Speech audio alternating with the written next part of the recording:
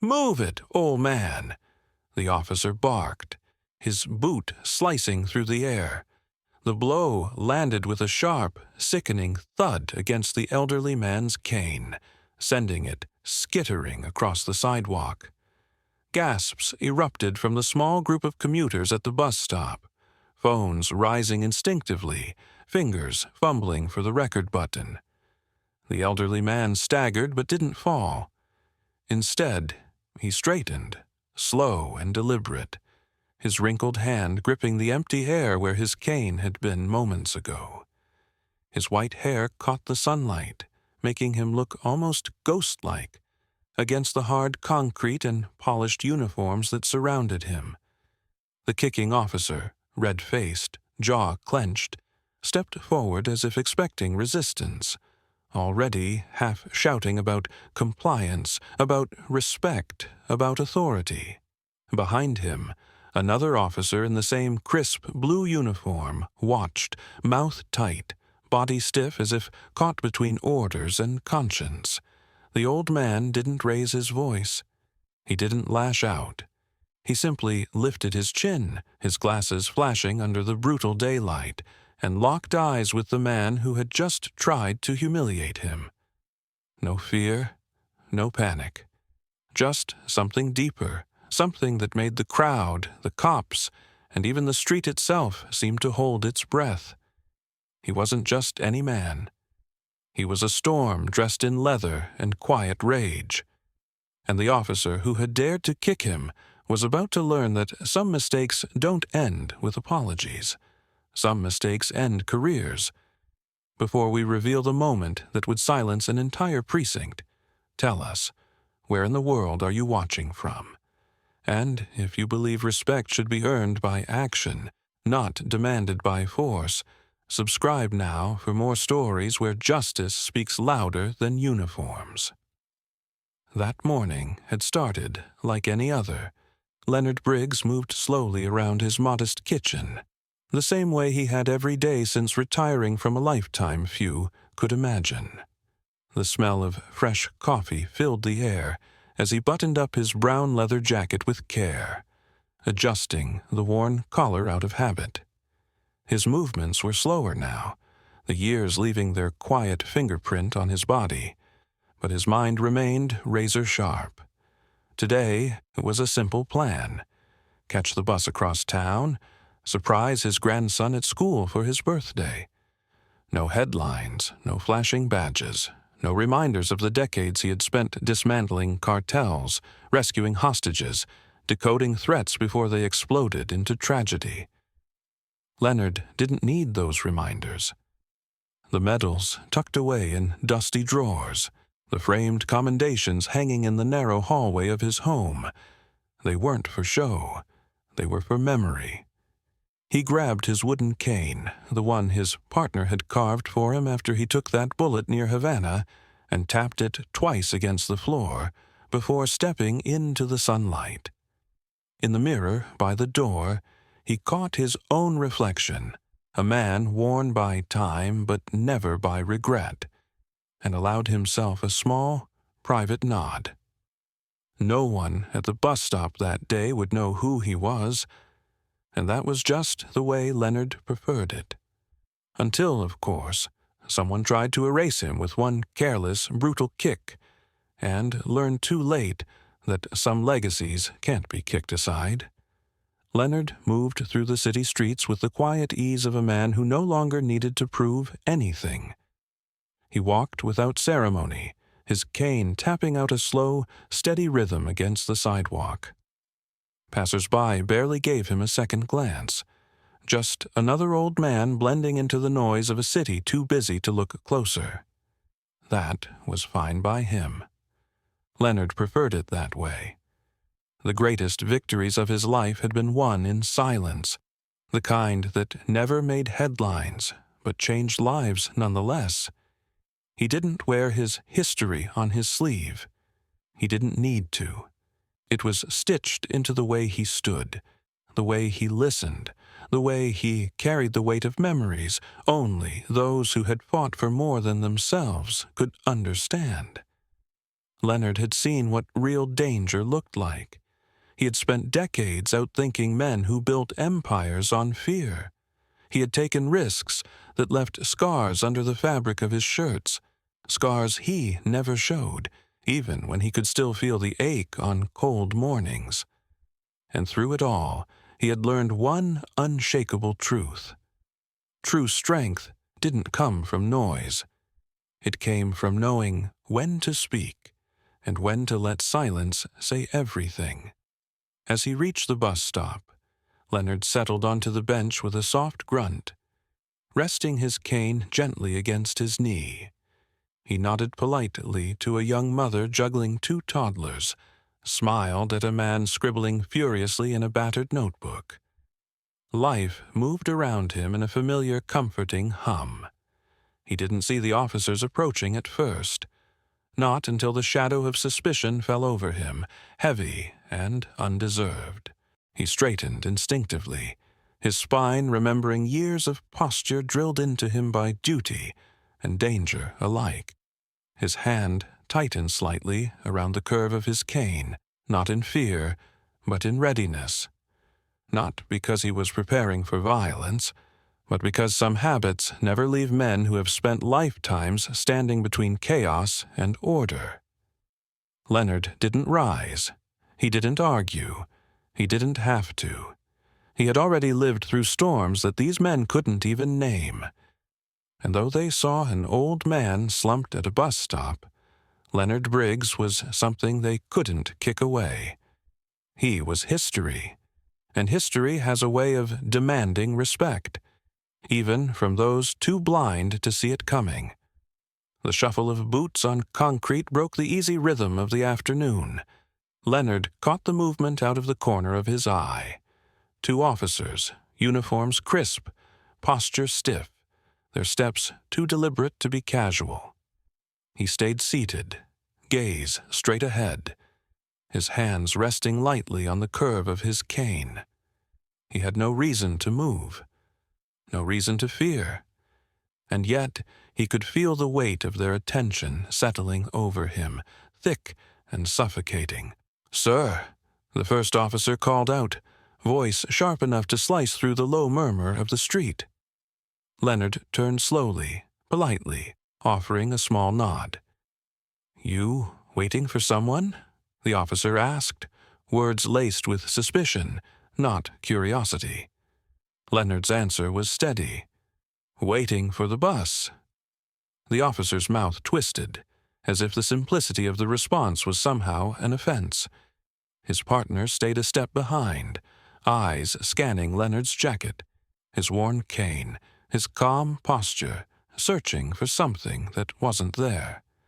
"You've been here a while," the officer pressed. "Some folks said you were making people uncomfortable." Across the bench, the young mother gathered her children closer without meeting Leonard's eyes. The man with the notebook hunched lower, pretending not to hear. Silence expanded between them, loud and complicit. Leonard didn't react. He had heard those words before, dressed in different uniforms, spoken with different accents. It was never about what he had done. It was always about who they thought he was. "I'm waiting for the bus," he repeated evenly, his voice giving nothing away. The officer shifted his weight, annoyed by the lack of fear, the lack of apology. In his world, compliance wasn't about following laws. It was about showing deference, about shrinking. Leonard remained still, unshrinking. The officer's jaw tightened. "You need to move along." Leonard tilted his head slightly, eyes narrowing just a fraction. "Is sitting at a public bus stop illegal now?" It wasn't a challenge. It was a question asked by a man who knew the law better than the man wearing the badge. The officer didn't answer. His hand twitched once at his side. His partner glanced away, uncomfortable but silent. The tension coiled tighter, stretching thin across the small patch of sidewalk like a wire pulled to its breaking point. Leonard adjusted his grip on the cane, not as a threat, not as a weapon, but as a reminder. He wasn't going to move just because they wanted him to. The bus was coming. He wasn't going anywhere. And if these men wanted a confrontation, they were about to find themselves standing on the wrong side of history. The officer's face darkened, the thin veneer of politeness crumbling under the pressure of his own frustration. He stepped closer, the gleam of his badge catching the sunlight, his shadow stretching long across Leonard's feet. "I said move along," he barked, the command louder now, drawing more eyes from across the park, more lifted phones held in cautious, trembling hands. Leonard didn't flinch. He simply met the officer's glare with a gaze as steady as stone. His silence wasn't passive. It was a decision carved from a lifetime of knowing that sometimes the most powerful answer was to simply remain unmoved. The officer's jaw clenched tighter, his hand twitching near his belt. His partner shifted behind him, still saying nothing, still unwilling to cross the thin line between discomfort and duty. Leonard could feel it, the slow, gathering weight of an injustice about to tip into something uglier.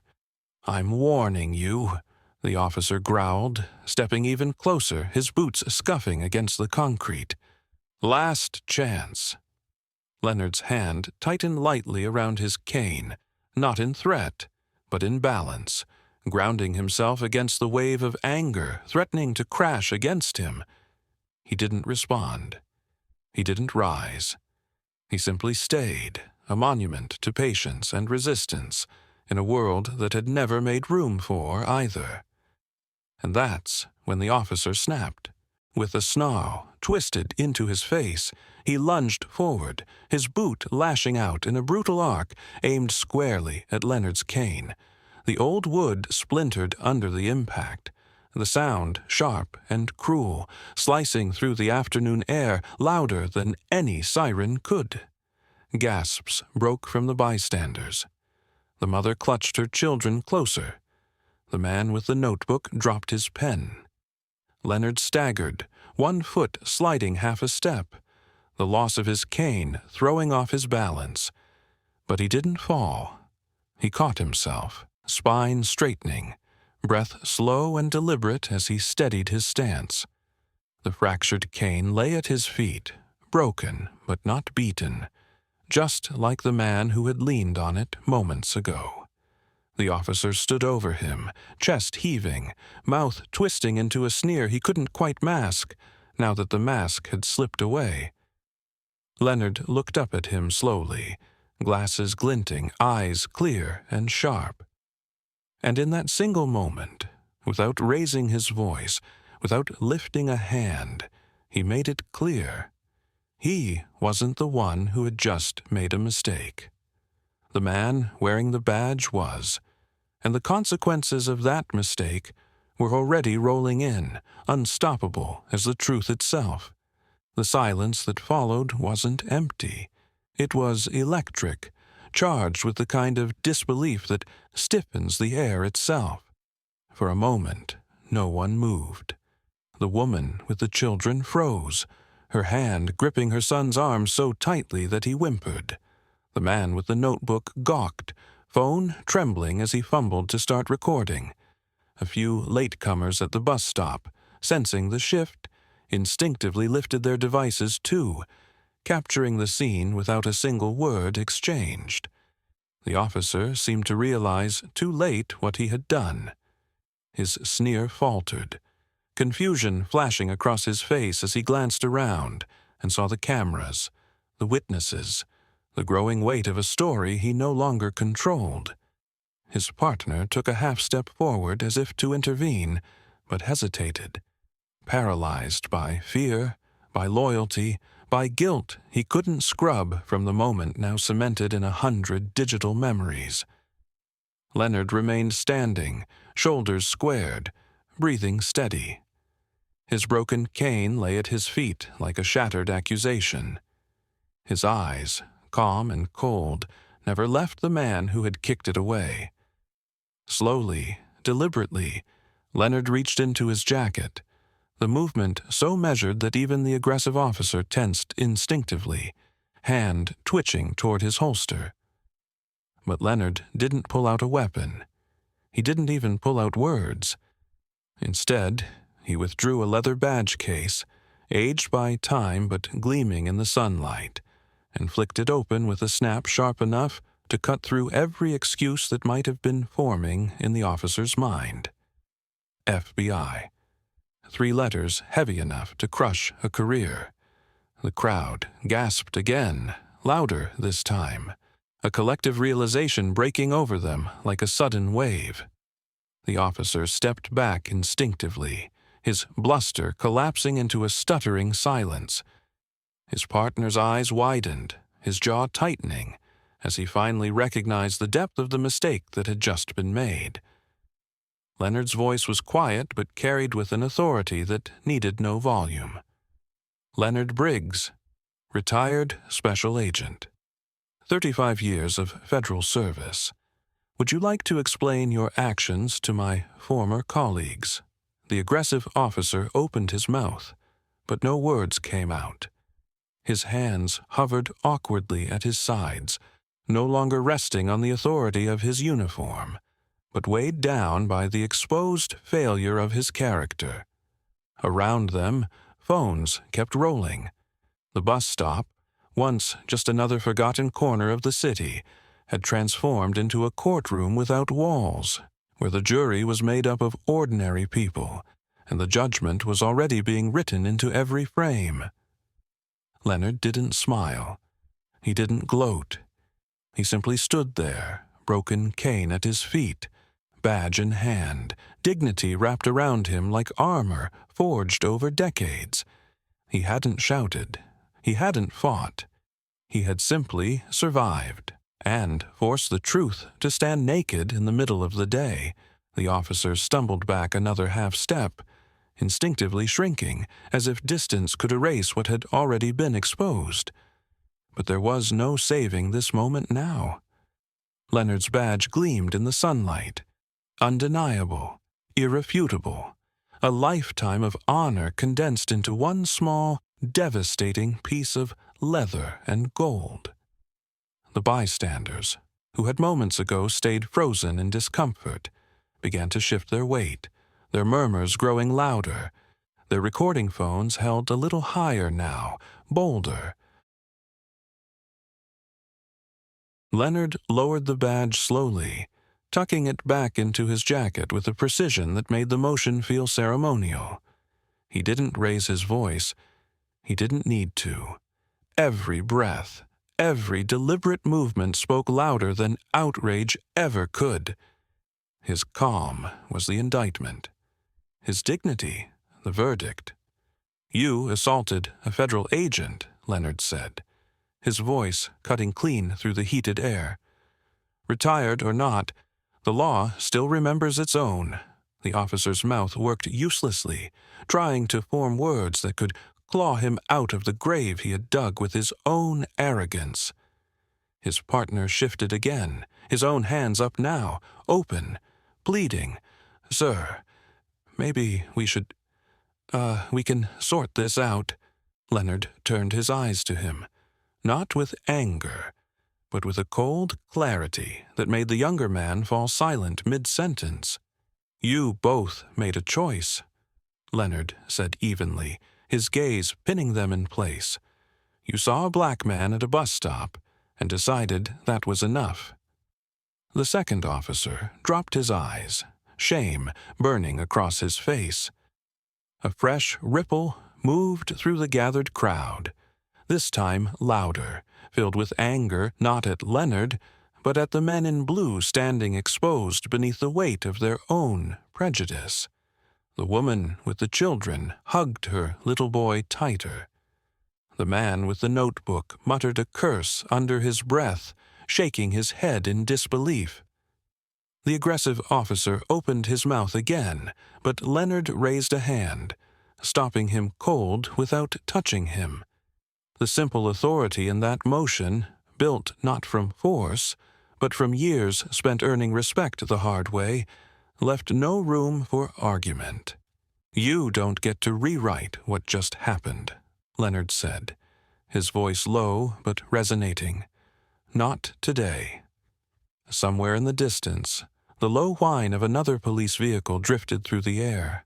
Backup coming, summoned too late to hide what had already been laid bare. Leonard stepped back once, steady, despite the broken cane at his feet. His balance didn't come from the wood he leaned on. It came from everything he had stood for, every oath he had honored, every moment he had refused to surrender. And now, standing against two armed men who had tried to make him invisible, Leonard Briggs was more visible than ever. The murmurs among the crowd swelled into something heavier, something that carried weight beyond words. It wasn't just outrage now, it was recognition.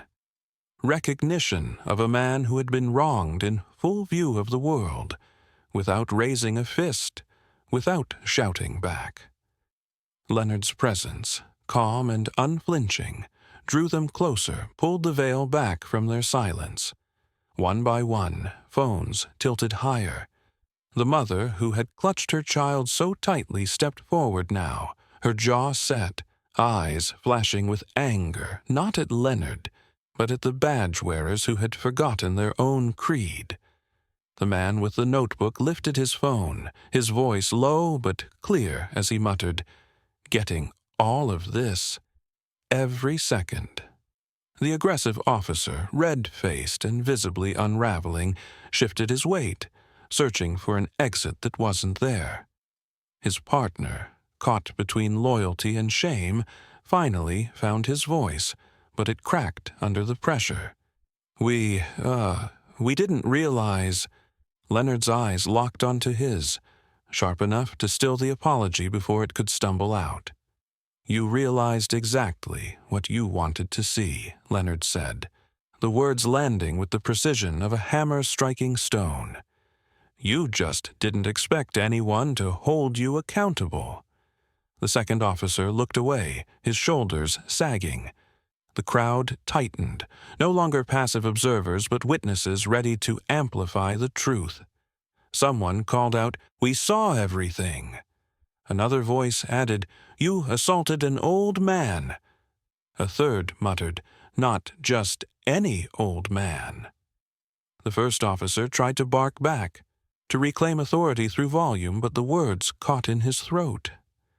Against the backdrop of Leonard's steady, silent strength, every attempt at defense sounded childish, desperate.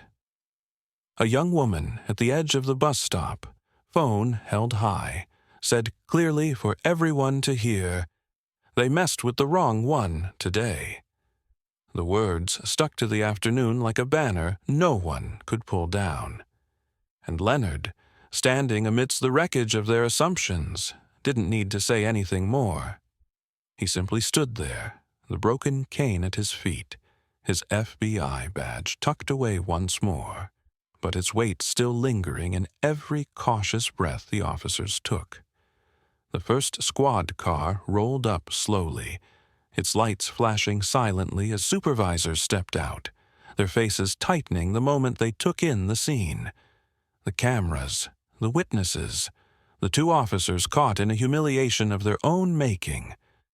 The tide had turned, and no amount of backpedaling could undo what had been set in motion.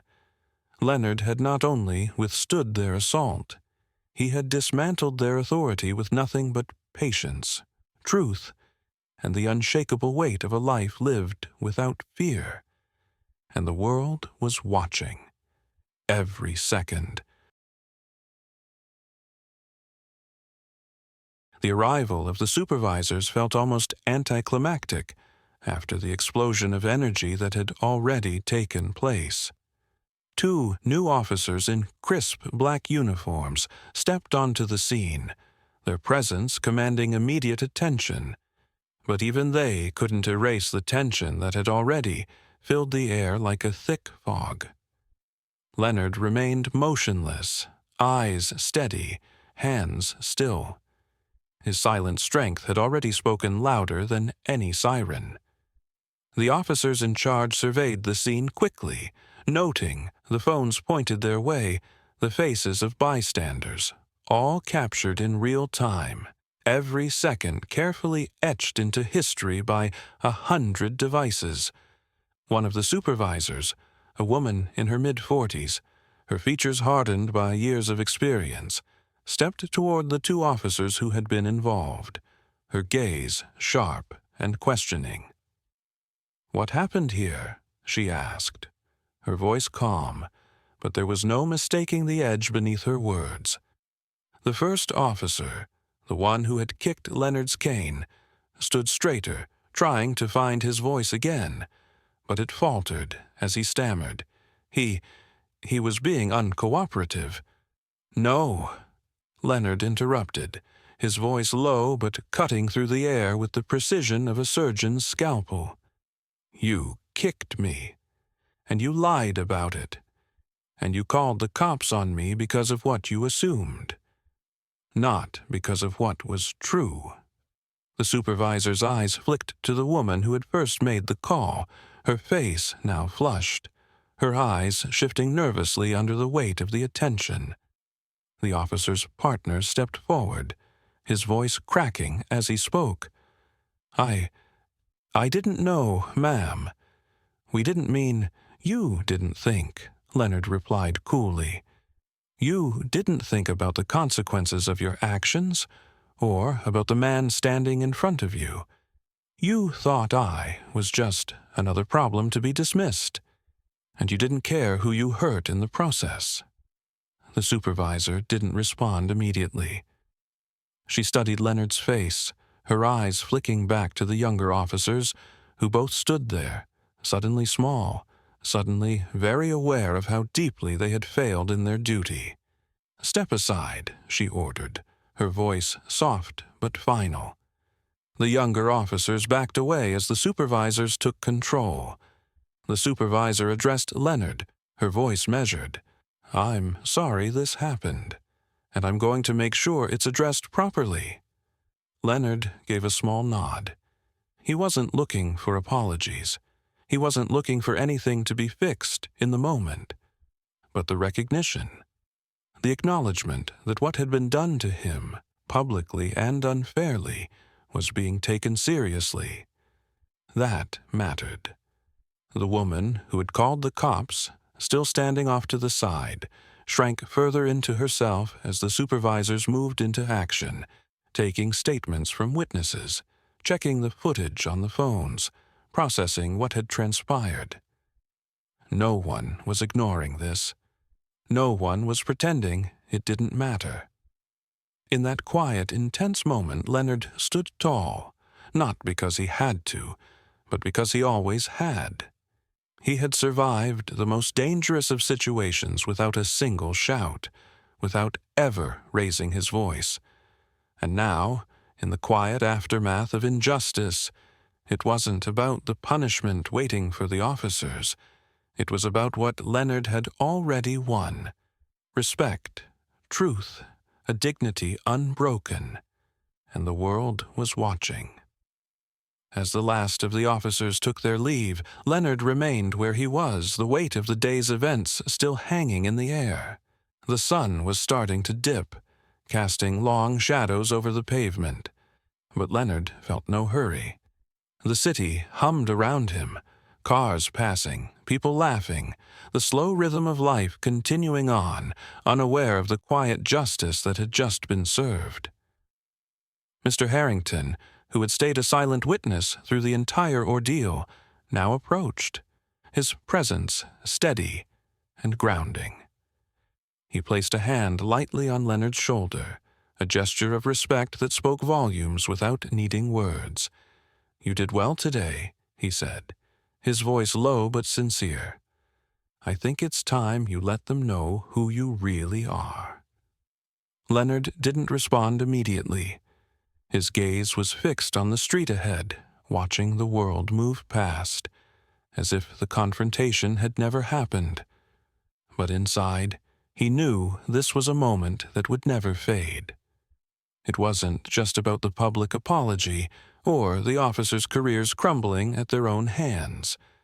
It wasn't even about the small victory of walking away with his dignity intact. It was about something deeper, a truth he had known for decades, that silence had its own power, that sometimes standing still and letting the world see you was the only way to make the world see the truth. He turned slowly to face the crowd still gathered around the bus stop. The people who had witnessed everything were no longer just bystanders. They were part of the story now, and their quiet support would echo far beyond this moment.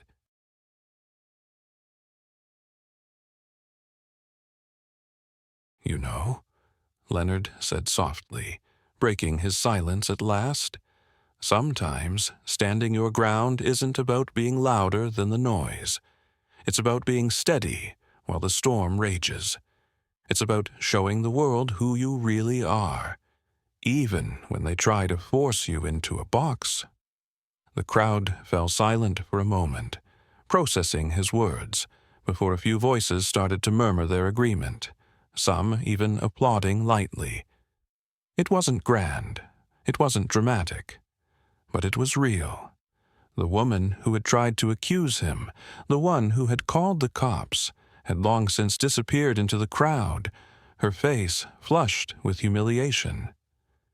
The officers who had tried to shame him were now nothing but figures in the distance, their own shame written across their faces. Leonard looked up one last time as the bus pulled up, steady as always, ready to continue his day. The driver gave him a respectful nod. He returned the gesture, stepping onto the bus without a single word of bitterness. He had nothing left to prove. "Some lessons are taught with kindness," Leonard whispered to himself as the doors closed behind him. "Some with silence, and some with a life lived right." As the bus rolled down the street, the city returned to its usual buzz. But for Leonard Briggs, the fight had been won by simply being who he had always been. Some victories are quiet. They're not screamed, they're not shouted. They're lived by those who refuse to be silenced. Have you ever had to stand your ground when no one else would? Share this story with someone who believes real strength isn't loud. It's steady, it's quiet, and it speaks louder than anything else in the world.